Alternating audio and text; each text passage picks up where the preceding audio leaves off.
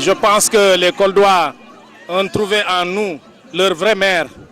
D'abord le maire qui réside avec eux, le maire qui partage tout avec eux, leur moment de bonheur comme leur moment de malheur. Le maire qui a toujours aidé leurs enfants à l'école, le maire qui a toujours aidé les sans-voix et qui les a défendus à tout moment et en tout lieu. Le maire qui a compris que résider à Dakar et développer Kolda n'est pas la solution. Je pense qu'ils ont compris ça. Et c'est le maire qui éprouve beaucoup de sentiments et qui est très collé, n'est-ce pas, aux populations koldoises, aux populations du Fouladou. Le maire qui a la meilleure équipe. Regardez ces cadres qui sont autour de nous. Chacun dans son domaine a la compétence qu'il faut et l'expérience qu'il faut pour développer la région ou le département de Kolda. Pouvez-vous revenir en fait sur votre programme? Le programme, il y a plusieurs axes. Fondamentalement, nous avons misé sur la jeunesse. D'abord sa formation. Nous voulons avoir de bonnes écoles à Kolda. Nous voulons avoir une bonne formation à Kolda. Nous voulons avoir des jeunes calés, des jeunes conscients qu'il faut développer notre cité. Nous voulons aussi l'emploi des jeunes.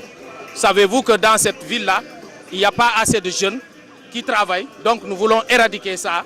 C'est un phénomène qui n'est pas bon, n'est-ce pas, qui, en tout cas, à la longue, risque d'appauvrir davantage, n'est-ce pas, la ville de Kolda.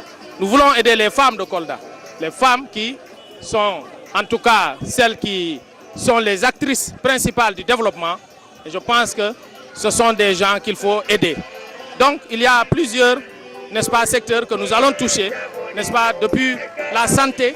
Nous voulons avoir des postes de santé dans tous les quartiers de Kolda. Nous voulons appliquer ce qu'on appelle dans notre programme la décentralisation du développement. Nous pensons que c'est ça la solution pour aider les populations à la base. Voilà succinctement ce que nous pouvons dire. Oui, mais principalement à l'endroit de nos militants, nous sommes des hommes de paix. Dieu n'est pas d'accord avec la violence. Dieu a dit dans le Coran que Shaitan est en train de dormir et qu'il maudit toute personne qui réveille Shaitan. Nous pensons que nous, à notre image, nous n'avons pas intérêt et nous n'avons rien à gagner en prônant des actes de violence. Nous, en tout cas, à Bamtare Fouladou, nous voulons être des hommes et des femmes de paix, des hommes soucieux, en tout cas du développement de notre localité. Ce développement ne peut se faire sans la paix. Il y a le problème de la Casamance, ça suffit. Nous voulons avancer dans le sens du développement et de l'émergence de notre localité. Voilà ce que nous avons donné comme consigne à nos militants et ils le respecteront. Parce que nulle part ailleurs, on ne nous a jamais vus dans des actes de violence, dans des actes d'invective, dans des actes d'injure. Nous ne voulons pas de ça parce que nous voulons développer notre cité. Notre seul souci aujourd'hui, c'est de penser aux malades qui sont dans les hôpitaux et qui doivent sortir de là-bas. Nous voulons qu'il y ait assez de médicaments. Nous voulons qu'il y ait assez de personnel qualifié dans les hôpitaux de Kolda. Nous voulons qu'il y ait suffisamment de matériel pour aider les malades dans les hôpitaux de Kolda. Voilà notre souci. Nous voulons aider les paysans et les cultivateurs de Kolda.